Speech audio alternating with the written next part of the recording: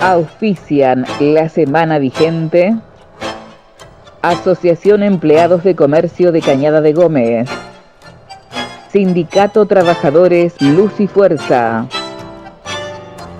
AMSAFE, Delegación Iriondo, UOM, Unión Obreros Metalúrgicos, UPCN, Unión del Personal Civil de la Nación, con vos siempre. UOEIMA, desde 1945, junto al trabajador maderero. Hola, ¿qué tal? Muy buenas noches, bienvenidos a la semana vigente, acá los jueves a las 21 por señal 7 de Flow, Cañada de Gómez. También estamos en la nueva Ibiza 95.3, que la podés seguir además por el www.diariovision.com.ar. María Estudillo, acabas de escucharla en las presentaciones, y el equipo que se completa también con Jorge Farcheto, Guillermo. Aquí vamos entonces en esta referencia inicial del programa, eligiendo temas dentro de las efemérides. Estamos a pocas horas, pero muy pocas horas, de que se perpetrara aquel primer golpe del siglo XX, golpe clásico de Estado contra Hipólito Yrigoyen, 1930, 6 de septiembre, pero estamos a muy poquitas horas porque fue en la madrugada aquel movimiento, desplazamiento tibio, desde el punto de vista de lo físico, prácticamente un desfile de cadetes, a un Yrigoyen que directamente se fue a La Plata, renunció, no puso resistencia, aún así terminó preso en Martín García. ¿Por qué elegimos esto? Porque es de público conocimiento. Volvemos como si diéramos vueltas en redondo, en círculo, o un círculo vicioso, ¿no? Donde parece que los temas que se van ya zanjando, donde parecía que ya no podía haber discusión, allá en 1983 y digamos en 1984, cuando comienza propiamente dicho el gobierno de Alfonsín, ya este pueblo no imaginaba volver a tener determinadas discusiones, sí otras. Pero bueno, volvemos al golpe del 30, que bueno, primero lo tenemos que contextualizar. Empezaba ya a tomar cuerpo aquella hora de la espada de Leopoldo Lugones, un converso, Leopoldo Lugones, como será también quien va a asumir por el golpe, un converso, un hombre de revolucionario de izquierda, podríamos decir, o de centroizquierda, a revolucionario de derecha, porque recordemos que a los golpes se les llamaba revolución, excepto al último, del año 76, era usada también la palabra revolución para denominar los golpes de Estado. Uriburu, que en realidad era un militar que tenía que un pensamiento de derecha, porque Uriburu en realidad va a compartir cartelera y candidatura, entre comillas, candidatura, con Agustín P. Justo, que luego sí será presidente por una elección amañada, pero que precisamente va a triunfar esta postura de este militar más al estilo fascista, no liberal como era Agustín P. Justo. Se va a imponer él, pero a la larga después sí se va a imponer la metodología de Agustín P. Justo, donde él quería un golpe más para hacer un gobierno provisional y pensar en elecciones más cómodas para la oligarquía. Bueno, finalmente vino esta modalidad, no duró mucho, y después ya sí tendremos lo que sería la década infame, inaugurada por el mismo Agustín Pejuto, y va a ser el gobierno más largo de esa llamada década infame o década fraudulenta, etcétera. Bien, pero para poder llevar a cabo un golpe de Estado hacen falta muchísimos elementos. Podemos tomar algunos de los que seleccionamos. Seguramente que hay muchos más, porque está atravesado por un montón de cuestiones sociológicas, políticas, pero cuanto menos para poder perpetrar un golpe, vamos a hablar del 30, hizo falta, primero, algo que es muy importante, era un territorio desconocido para esta población, no había precedentes, lógicamente, fue el primero, y en consecuencia también va a explicar eso. Entre otras cosas, puede explicar parcialmente ese apoyo social que tuvo este golpe de Estado de 1930. No se sabía que iba a ser no solo la puerta de entrada a la década infame, sino una sucesión de golpes de Estado que nos van a acompañar, lamentablemente, a lo largo del siglo XX. Al menos en su formato clásico, insistimos. Va a haber que hacer una gran campaña de demonización. Siempre son necesarias las campañas de demonización, no solo para dar un golpe de Estado, sino también para instaurar cualquier régimen, por duro que sea, a veces por mucho perjuicio que traiga para la población, tenés que demonizar lo que está en el poder, como en este caso Hipólito Yrigoyen, para que después, una vez que logró el efecto de esa demonización, bueno, es lógico que uno aguanta cualquier cosa si venimos de un infierno. Así se lo pintó a Yrigoyen, porque Yrigoyen, por ejemplo, una de las cosas que asustó al poder económico e incluso a los Estados Unidos de Norteamérica, que acaba de empezar también su debut en Argentina, en esto de orquestar golpe de Estado, por lo de YPF, porque si quedaba el petróleo en el marco de una política nacional y estatal, no le servía a sus intereses y a los intereses de los empresarios norteamericanos. Entonces va a haber primero la demonización. Acá podemos citar como emblema el diario Crítica de Botana, que era el diario más importante, más influyente, y el que se encargó de demonizar bien Yrigoyen, entre otros. Nombramos nomás el diario de Botana. Esa es otra gran historia que algún día podremos contar, incluso no solo la historia de Natalio Botana, sino que también, ¿por qué no?, la de Salvadora Honrubia, Medina Honrubia, su mujer, que es otra historia también bastante curiosa dentro de las curiosidades que tiene la historia argentina. Pero lo dejamos para otro momento. Va a implicar esa campaña demonizadora, también el conseguir financiamiento, que va a haber que pagar con favores, como ser justamente darle el arbitrio, el manejo de la economía a esos mismos capitales. Es decir, porque bueno, no se les da por prestar de onda. Quizá la crisis del 29-30, el famoso crack, donde nada tendría que ver Yrigoyen, seguramente con esa crisis económica mundial, señera también en lo que fue el siglo XX, un parteaguas en materia económica, la crisis, sin embargo, bueno, es lo que también coadyuva para que haya un momento endeble de crisis económica, etcétera, para también aspirar a un cambio.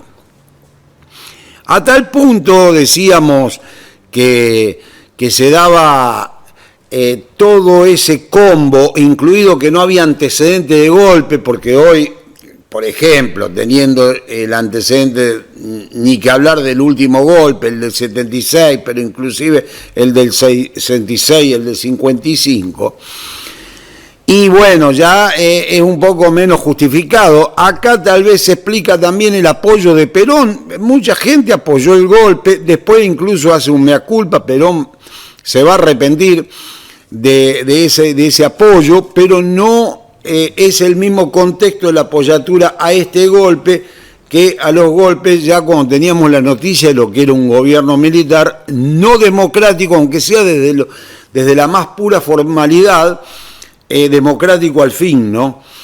Por otro lado, ¿qué va a traer implícito siempre? La precarización de la economía, pero fundamentalmente, y esto va a ser la clave siempre que se quiere precarizar y se quiere acumular en exceso del otro lado, la precarización de la clase trabajadora. No falla, de hecho, no solo se la precarizó en derechos laborales, ingresos, etcétera, sino también que en realidad todos los derechos fueron a la baja, como se corresponde con un golpe de Estado.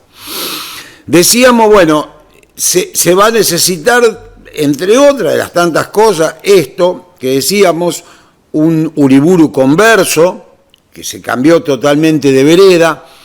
Por supuesto, una de las cosas a desterrar no era Hipólito Yrigoyen en soledad o de manera aislada, valga la figura, ya que hablamos de la isla Martín García.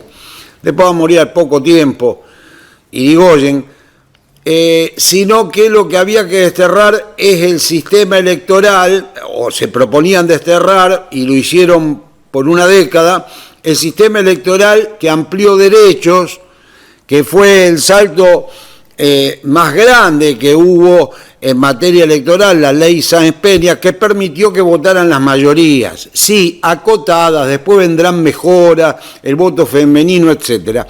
Pero hasta ese momento era solo una cuestión de élite, no tenía ni siquiera gustito a democracia lo que fue antes de la ley Sáenz Peña. Bueno, Yrigoyen es el primer presidente que va a asumir con esa ley electoral, y justamente a Yrigoyen es a quien se le va a dar el golpe de Estado, pero también se le dio el golpe de Estado, entre otras cosas, a ese sistema electoral. Después la cosa cambiaría. Cuando concluyera la década infame, primer presidente, decíamos, justo, que estuvo 6 años en el poder, este otro militar que se quedó con las ganas cuando le ganó la pequeña pulseada Uriburu, pero que después, mirá qué alegórico, terminaría muriendo justo unos meses antes de que concluyera la llamada década infame. Ahí por el verano del 43.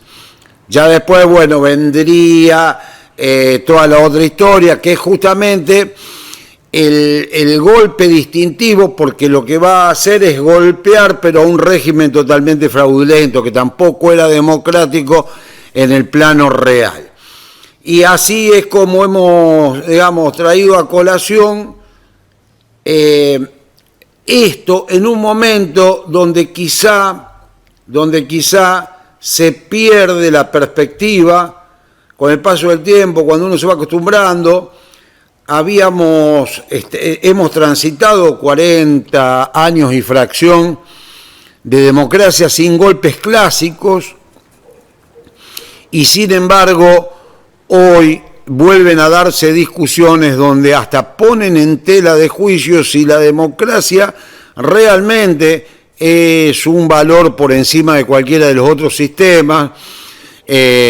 No quiero extenderme mucho, pero todos sabemos de qué hablamos, esto de la visita a los genocidas, donde se pone en tela de juicio si los genocidas fueron héroes o no en tela de juicio, sino que se empieza a armar un discurso que es posible de que se arme, porque cuando se bajan la guardia es lógico que pueda haber avance en ese sentido. Uno tiende a pensar, quizá desesperanzado, que no va a ser más que vanos intentos. Uno no avisora, ni mucho menos, un golpe de Estado, y menos aún, disculpen la redundancia, con el formato clásico. Pero bueno, son momentos críticos lo que estamos viviendo desde este punto de vista. ¿Ya conocés la sala de teatro 9 de julio? Vení a disfrutar de nuestra variada cartelera. Ahora también organizamos tu evento y podés incluir un espectáculo de tu preferencia. Ya se viene el preestreno del ciclo de stand-up muy pronto. Salón climatizado, talleres, encuentros culturales, un estudio de grabación. Pero bueno, mira, es un lugar para conocer. Contactanos al 3471625072 y nos encontramos ahí, el 9 de julio 874. La Nieva Pizzas. Delivery de martes a domingos, calidad y abundancia. Torpedos que comen 3, empanadas, diversidad en gustos, 16 sabores de pizza, exquisitos triples de pollo para compartir entre 2, carlitos, hamburguesas, tostados, napolitanas enormes. En todas las especialidades, hablamos de comida casera. Los pedidos al 3471-576623. Ahora te ofrecemos un menú especial cada día y también podés pedir tu vianda de martes a sábados hasta las 13 horas. La Nieva Pizzas y algo más. Contáctanos al 3471-576623. Procurador Pablo Di Tomaso, asesoramiento previsional, jubilaciones en ANSES y cajas provinciales, pensiones por viudez, por discapacidad y adultos mayores, reajustes. Estudio Venti y Bertolla, Rivadavia 657, Cañada de Gómez. Turnos previos al 3471-558921 o iriondoprevisional@gmail.com. Vos habrás visto a lo mejor a través de Punto de Noticias, también en Agenda de la Mañana estuvimos trabajando este tema, en una causa por abuso sexual, no es de nuestra ciudad. Ocurrió esta situación, más allá de la causa en sí, de la que no vamos a hablar acá, es, digamos, una causa de abuso sexual contra una menor, además. Hubo una serie de altercados y también después ya de acusaciones e incluso denuncias.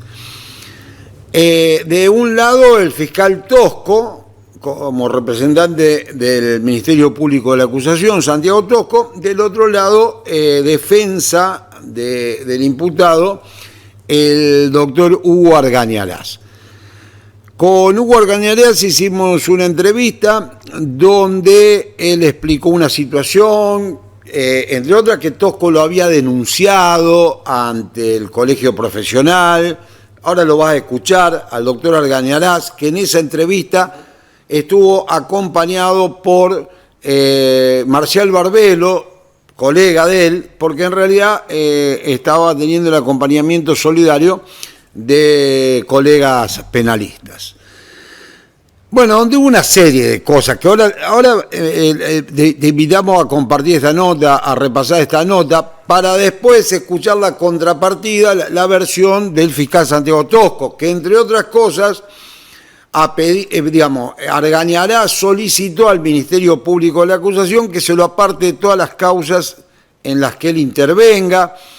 Hubo acusaciones de haber querido influenciar a la víctima. Bueno, yo para poner un poquito en el recuerdo, o por si no seguiste esta noticia, que tuvo bastante repercusión, pero vamos ya a la primera parte de esta cobertura, que es la nota que hiciéramos con Hugo Argañarás, acompañado por Marcial Barbelo.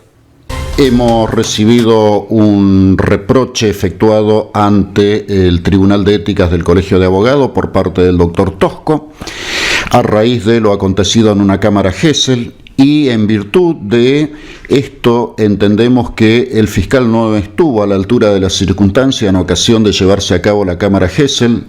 Lo tenemos documentado. El fiscal Tosco en esa ocasión, en plena acción de la cámara Gesell, o mientras se llevaba a cabo la cámara Gesell, se encontraba dormido, motivo por el cual hemos hecho saber esta situación a Fiscalía General. Además, particularmente le he solicitado el apartamiento de él en todas las causas en las que intervengo a raíz de esta denuncia que evidencia una enemistad manifiesta.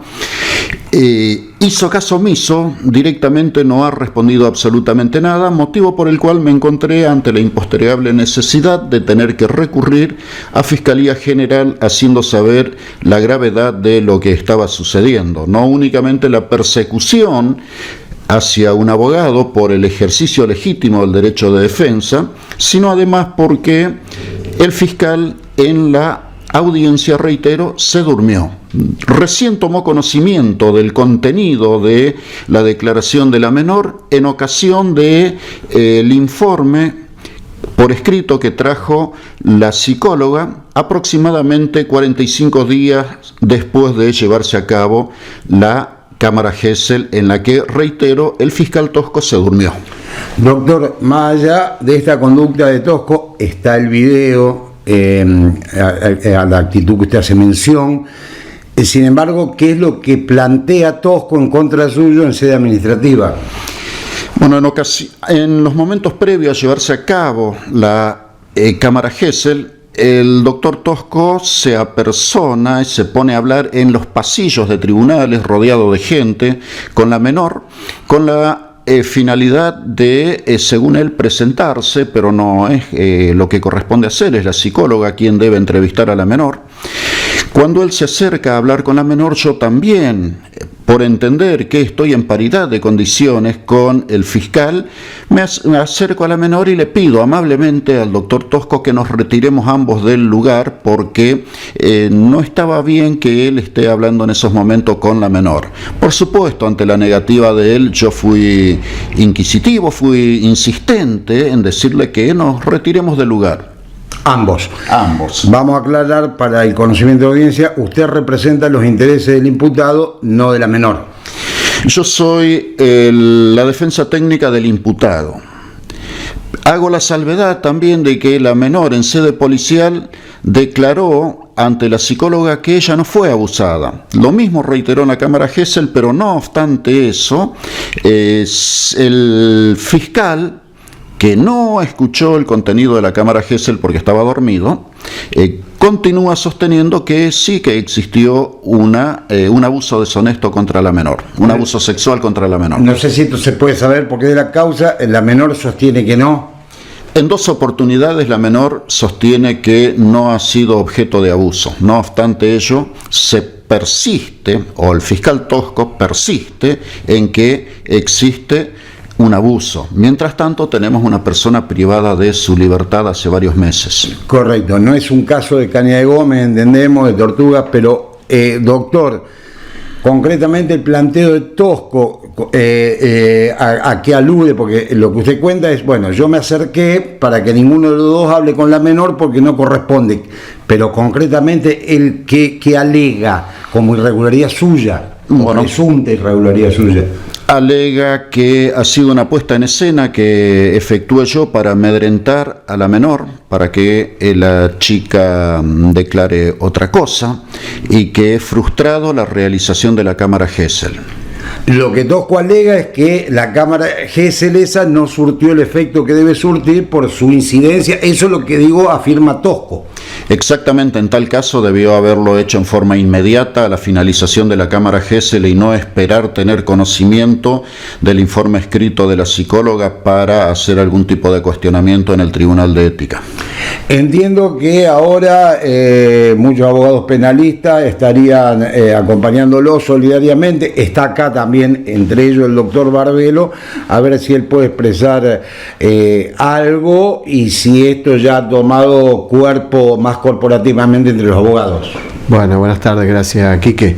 Sí, va tomando tal cual cuerpo corporativo a nivel institucional.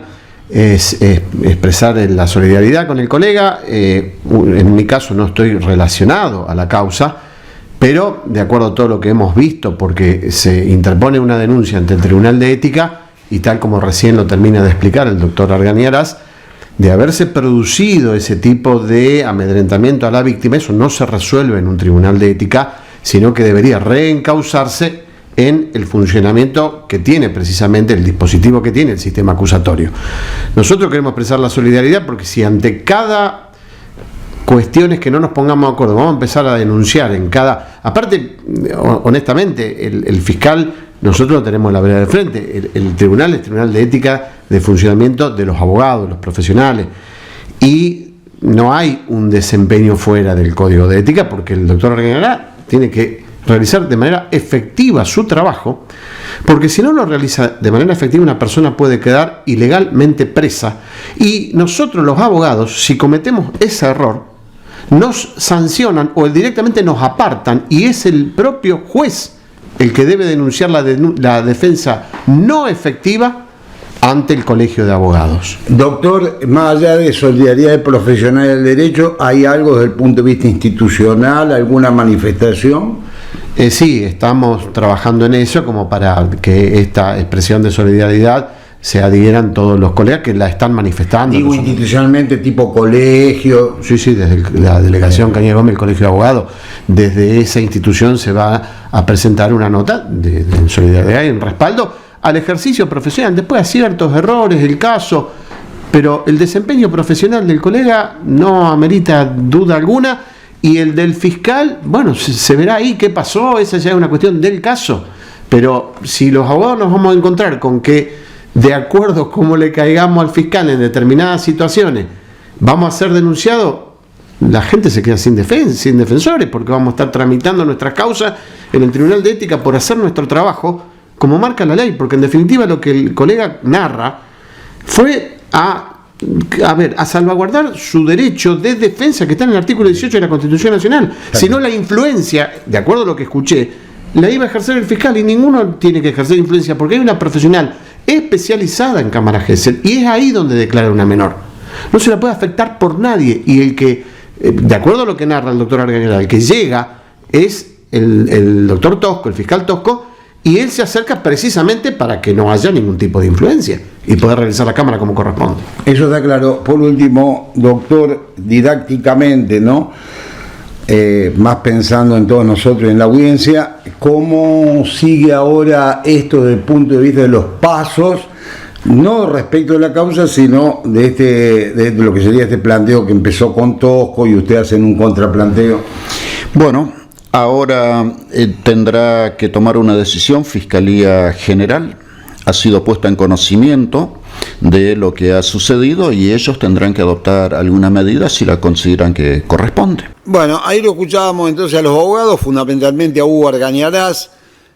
Obviamente después que uno hace la nota, intenta, apenas reproducida, la otra parte, o si hay más partes, que se expresen todos los que necesiten hacerlo, si así lo deciden. Empezamos a tratar de contactar al Ministerio Público, hablamos directamente con Santiago Tosco, y en una decisión institucional, se decidió, hacer una especie de comunicado, pero lo hizo verbalmente para nuestro medio, lo pasábamos también en el programa de radio, en la tele.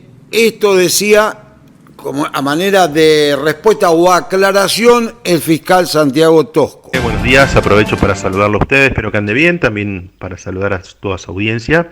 Le agradezco esta posibilidad para poder hacer algunas consideraciones respecto a la nota periodística que le fue brindada a usted por un abogado de este medio, acompañado por otro, pero en particular justamente quería más que nada referirme al contenido de esa nota. Más antes que nada, lo que le quería aclarar es que se está dando aquí una respuesta institucional a la información dada por los profesionales en un medio de comunicación que, como dije antes, ocurrió la semana pasada y que llegó a mi conocimiento, y también aclarar que por una cuestión de prudencia y respecto a la víctima y familiares del caso, no voy a mencionar detalles de la causa.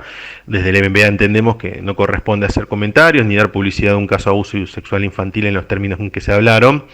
Y también que no hay animosidad alguna contra los dos profesionales, al contrario, se ha mantenido y se sigue manteniendo, y así será, un trato respetuoso e institucional. Ahora bien, con respecto al contenido de esa nota, para clarificar el tema, lo que me gustaría exponer es que sí existen dos presentaciones ante el Tribunal de Ética del Colegio de Abogados en referencia al abogado justamente que realizó las declaraciones principales.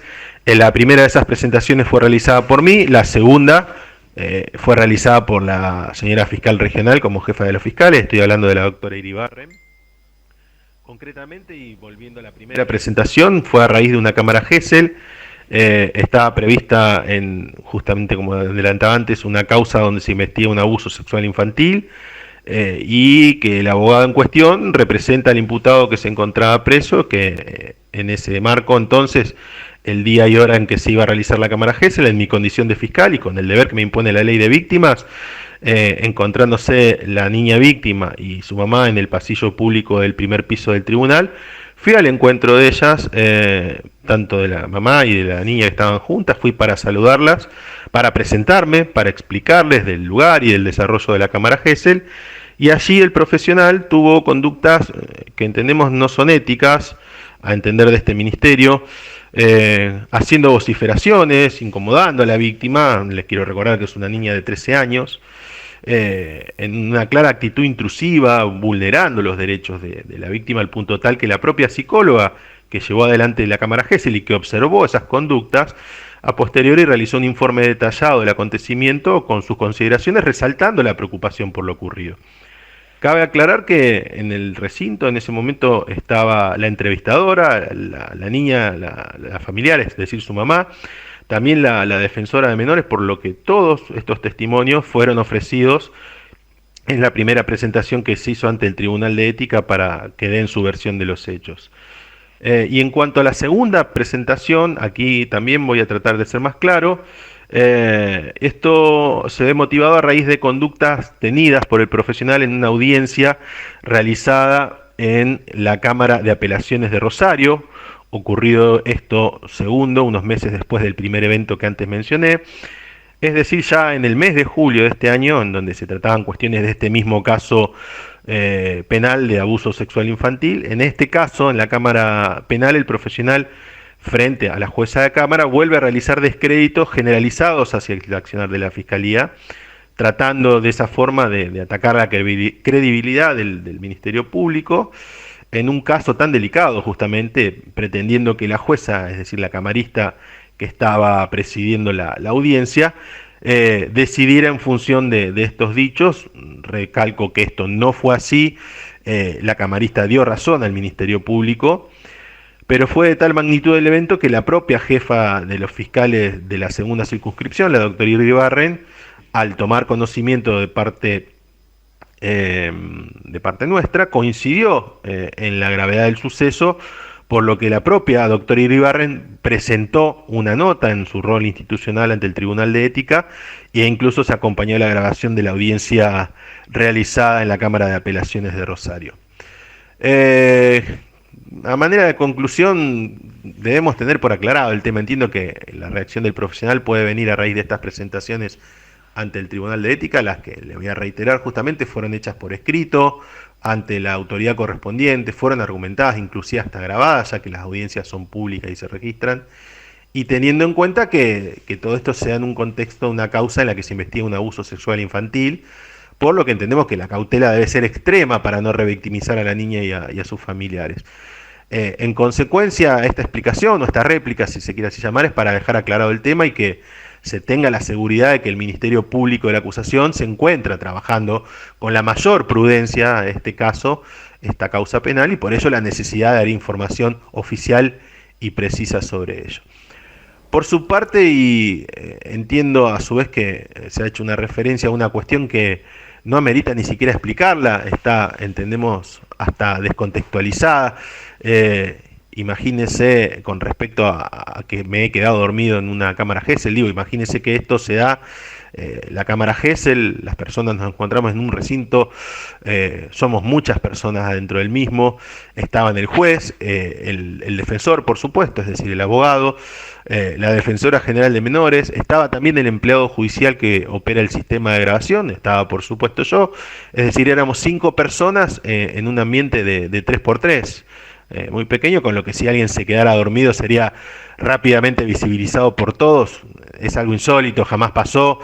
y entiendo que hay que enfocarse en lo importante y lo relevante. No se puede permitir que una investigación por un caso de abuso sexual infantil se vea empañada con estas artimañas. Así que bueno, esto era lo que yo quería comentarle a usted y también a toda su audiencia, y le agradezco entonces el espacio para poder llevarlo adelante. Bueno, en el día de hoy, fundamentalmente una gran movida gremial, entre otras cosas, un paro de Festrán, de los municipales. Como también, después lo mencionamos, vamos a mencionarlo, lo de ANSAFE. Por otro lado, hay paro de la universidad pública, no solo el gremio docente, sino también no docente. Después vamos a repasar eso.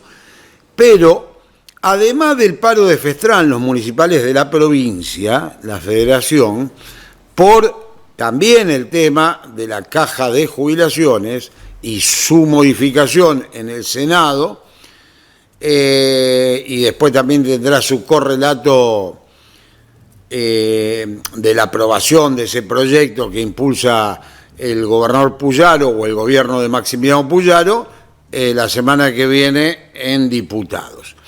Pero bueno, hoy había paro, movida, pero además de lo de Festrán, hay un hecho puntual que en las últimas horas ha tomado bastante estado público, que es algo que atañe solo al Citrán Cañada Gómez, porque dicen desde el gremio que desde el municipio están hablando a trabajadores municipales para que firmen un convenio y que las horas extras pasen a ser cobradas de manera simple a raíz de la escasez de dinero o de la caja enjuta. Eso atribuye el municipio, el ejecutivo local. Sin lugar a dudas, el sindicato se opone a esto, está en estado de alerta y movilización, todavía no ha decretado ningún paro, tampoco hubo un diálogo formal con el municipio. Se habló de que esto lo estaba haciendo las veces de portavoz el secretario de Gobierno Luciano Travaglino. Lo cierto es que por ahora no se ha producido ningún efecto a raíz de que recién, después de fin de mes, se van a liquidar las horas extras. Pero, digamos, ante esa posibilidad de saltarse la normativa que implica que se debe cobrar de manera especial la hora extra, el sindicato ya decretó el estado de alerta y movilización. No tiene que ver con el paro de municipales de toda la provincia, insistimos, por si se genera alguna equivocación. Esto nos comentaba Marcelo de Santa Brígida respecto de esta problemática. ¿Cómo anda, Quique? ¿Qué decís? Buenos días. Bueno, acá he visto la nota que elevaron al municipio, al Ejecutivo. ¿Ustedes se enteran a través de funcionarios de esta posibilidad? Nosotros nos enteramos a través de algunos funcionarios que hablaron con empleados. Con el gremio no tuvimos contacto respecto al tema. Bueno, pero el gremio es también el afiliado. Si el afiliado es parte del gremio, que si le dicen el gremio lo toma, el sindicato. Efectivamente. Por eso la nota bien dice que en base a dichos de funcionarios en reuniones con los empleados, lógicamente, el gremio es la gente, somos todos, pero trasladado al gremio decidimos hacer una asamblea al respecto y de la asamblea se determinó enviar esa nota de forma preventiva para que evitar que el Ejecutivo tome acciones que nos lleven a un conflicto. Bueno, vamos a aclarar bien. Sí, no se comunicó formalmente el municipio con las autoridades del sindicato, ¿está bien? Exacto. El estado es de asamblea, me dijiste, estado de asamblea permanente, estado de asamblea y movilización. Y asamblea permanente. ¿Cuándo es que le enviaron esta nota a Chale? La nota del Ejecutivo fue enviado el día martes a la mañana. Martes. Debe haber llegado el martes, supongo, ¿no? Sí, el martes a primera hora se presentó por mesa de entrada.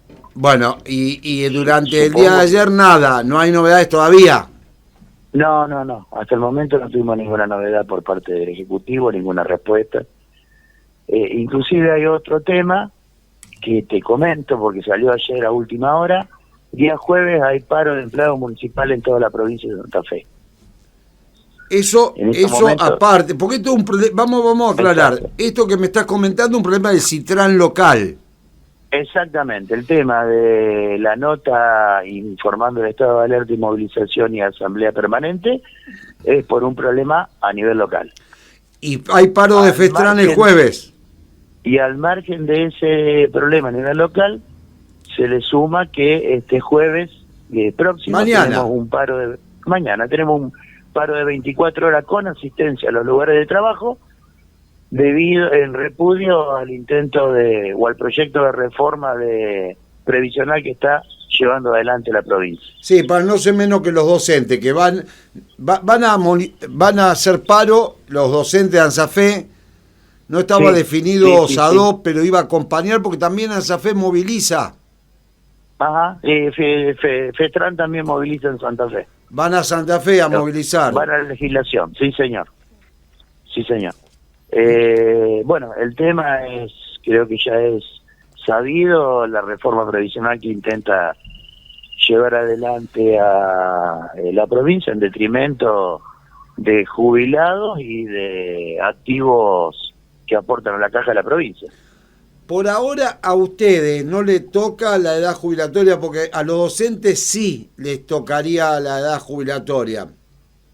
No, lo que respecta a los municipales se mantienen las edades jubilatorias, pero varían los porcentajes de jubilación, varían la manera de cálculo en el excedente de aportes, hay un montón de variaciones. Se le pone a los jubilados un aporte solidario, sí, por supuesto que obligatorio y no voluntario. No, por supuesto, y eso sí es transversal a todos los gremios. Exacto. En lo que respecta a los municipales nos afecta que en lugar, digamos, con lo básico que serían 65 años de edad y 30 años de aporte, en la provincia se jubilaban con un 72%, ahora se jubilan con un 70%. Y para llegar al 82% tenía que tener los 65 años y mínimo 35 años de aporte. Ahora hay que tener 36.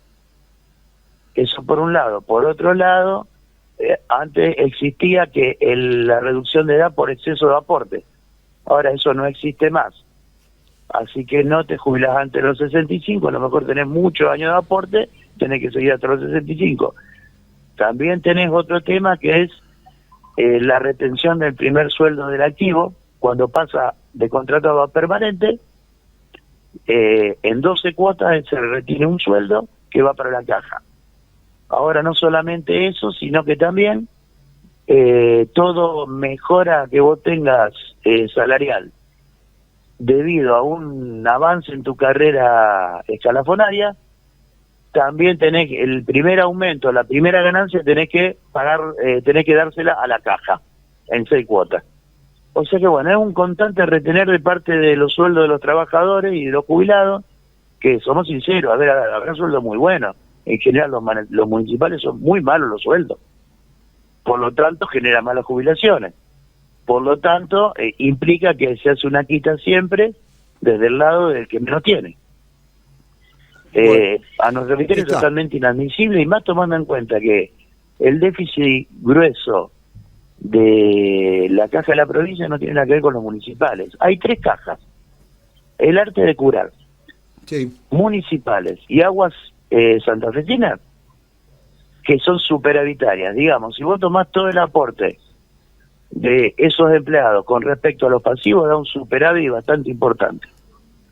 O sea que toda esta medida se aplica a gente de una caja de ramas de la caja superavitaria para sostener el mismo déficit de la provincia. ¿Sí? No tiene sentido. Volviendo al tema local. Sí. A través de funcionarios que hablaron con empleados, obreros, afiliados, les versionaron de que va a liquidar la hora extra de manera indebida. Más o menos, conceptualmente, ¿qué sería lo indebido de la liquidación de esa hora extra presuntamente? Que se pagaría hora de trabajo y no se tomaría en cuenta que son horas extraordinarias. La hora extraordinaria es un 50%. Exacto. digamos, si la hora extraordinaria trabajada se cobraría al mismo precio que la hora normal, común. Exacto. Pero, ¿y eso tiene mucho asidero o porque A mi eso criterio, se lleva no. puesto todo un derecho laboral o no? Exactamente, totalmente, va contra la ley provincial que rige Pero, el trabajo municipal. No sé de qué manera la quieren implementar, pero de hecho no corresponde. Están hablando de pagar todo lo mismo, si un tipo tiene que laburar un sábado, domingo, lo que sea. O sea, Sí, dejaría sí, de sí, existir sí. la hora extra como tal. Efectivamente. Y, o sea, sería, bueno, hago una jornada laboral más larga, pero nada. No me representa, no se me paga la hora extra correspondiente, sino que me pagan una hora más de trabajo, ponele. Yo me quedo una hora, cobro una hora más. La hora extra es un 50% más que la hora de trabajo. No es poco lo que retienen. No es poco. Bien, algo habíamos anticipado, es de conocimiento público, docentes de ANSAFE, no así los de SADO, pero acompañaban también en esta protesta, tiene que ver con la caja de jubilaciones, la consigna no se toca, hay toda una discusión ahí entre lo que sería la mayoría del poder político y los gremios, obviamente, el sector de los trabajadores, que consideran que esto va a traer gran perjuicio lo que es la modificación del régimen previsional, obviamente que tiene muchísimas aristas, obviamente que siempre está la justificación de que las cajas de jubilación en general, no la caja de jubilaciones de Santa Fe, está floja de recursos, se pone el eje en querer que sea solidario el mismo trabajador y el jubilado con un aporte mayor, a su vez cuando Nación le debe a provincia de Santa Fe, por ejemplo. Es más que conocida la historia, pero lo que sí no podíamos dejar de mencionar precisamente lo que esto disparó gremialmente, además del paro del personal de salud también, que se dijo menos, pero que también estaba, judiciales, un montón de gremios movilizados, incluso sectores que acompañan más allá de no ser jubilados o activos de esa caja. Pero lo cierto es que, digamos, hay algo que queda también, más allá de la aprobación de este proyecto, que queda en espera, y es que queda autorizado el Ejecutivo de la provincia, el gobierno de Puyaro, a modificar también lo de la edad jubilatoria, los límites, si en Nación se modifican, con lo cual le deja abierta la puerta también para poder hacer una segunda alteración del régimen. Al margen de esto, que si bien he mencionado sectores de la educación, entre otros, tiene que ver en este caso por el tema de la caja de jubilaciones o el sistema previsional provincial. Hace rato que vienen en pie de lucha hablando de los gremios de la educación, y en este caso no tiene nada que ver con esta problemática de la caja, porque es la Universidad Pública Nacional, que está con medidas de fuerza, pero también hoy movilizaba en Rosario. Si bien APUR, que en Rosario, así como COAD es el gremio de los docentes universitarios en Rosario, más allá que esto es una lucha nacional, APUR vendría a ser el de los gremios no docentes de Rosario, el personal no docente de la Universidad de Rosario. Estamos hablando de universidad pública, acompañaba con también acción, porque en realidad COAD anunció para hoy un paro y también una jornada de lucha, concentración y clase pública. Era a partir del mediodía de hoy, ahí en la Plaza Pringles, en la ciudad de Rosario. Quiero recordar que los docentes universitarios en particular, más allá que APUR también, o el personal no docente en estos momentos ha visto también mermados sus ingresos, entre otras cosas. Lo de los docentes ya tiene una marca histórica, los docentes universitarios, se ha profundizado muchísimo en estos últimos meses del gobierno de Milei en cuanto a la recomposición salarial. Se ha desgastado muchísimo el salario de los docentes universitarios, pero por encima del desgaste lógico que tuvo el efecto de la inflación o la suba de los precios y tarifas medidas en dólares. Bueno, ha quedado mucho más desplazado, o se ha agrandado, se ha agigantado la brecha, pero de manera exponencial en el caso puntual de los docentes universitarios. Es por eso que ha incrementado la escala de conflicto en ese sector, en todo el país. Insisto, acá hablamos ya de CONADU, no solo de COAD, porque este año hemos tenido una cantidad inusitada de medidas de fuerza, uno que incluyó una semana entera de paro de los docentes universitarios hace poco tiempo. Esa semana los no docentes también hicieron un par de jornadas de paro, pero COAD, los docentes universitarios, que cada vez vienen más castigados, llevaron a cabo una medida de fuerza de una semana entera. Bueno, ¿qué pasa? Siempre nos preguntamos si no estamos jugando con fuego. Los docentes universitarios, que a veces lo vemos tan lejanos si no tenemos hijos o no vamos nosotros mismos a la facultad, nos puede parecer un tema ajeno. Pero es algo tan obvio que a veces cuesta entender cómo no nos preocupa a todos de manera significativa. Porque cuando vos vas al médico, probablemente estás estudiando con alguien que lo formó un profesor de esos que cobra poco o que a lo mejor era un muy buen profesor, pero tuvo que renunciar porque no puede trabajar por ese dinero. Entonces se pierde calidad educativa, y se pierde calidad educativa nada más y nada menos que en los médicos que nos atienden, en los ingenieros que pueden proyectar el plano de nuestra casa, y así podríamos citar todos los ejemplos que se nos ocurra, los abogados que defienden nuestros derechos, etcétera. Son formados por estos docentes que a veces, docentes que uno ha conocido en la universidad pública, pero en varias facultades, en varias especialidades, y también no solo de la UNR, docentes que son muy preparados, en muchos casos son de una preparación muy significativa, muy de destacar. Lo que sucede es que muchos de esos profesores que a lo mejor estuvieron en algún momento por la universidad pública, no es que se jubilaron ni es que se retiraron de la actividad, sino que dijeron, bueno, encontré una mejor oferta en otros lados, y terminaron abandonando la educación pública. Un problema que nos atañe a todos, pero que no se nota, y es cierto, es lógico, como dice el viejo refrán, ojo que no ven.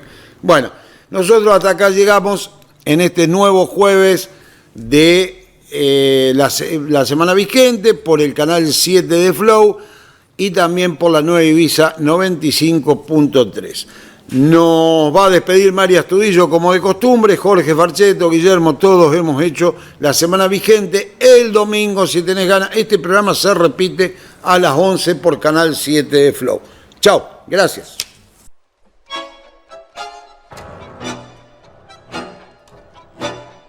Auspician la semana vigente Asociación Empleados de Comercio de Cañada de Gómez, Sindicato Trabajadores Luz y Fuerza, AMSAFE, Delegación Iriondo, UOM, Unión Obreros Metalúrgicos, UPCN, Unión del Personal Civil de la Nación, con vos siempre. UOEIMA, desde 1945, junto al trabajador maderero.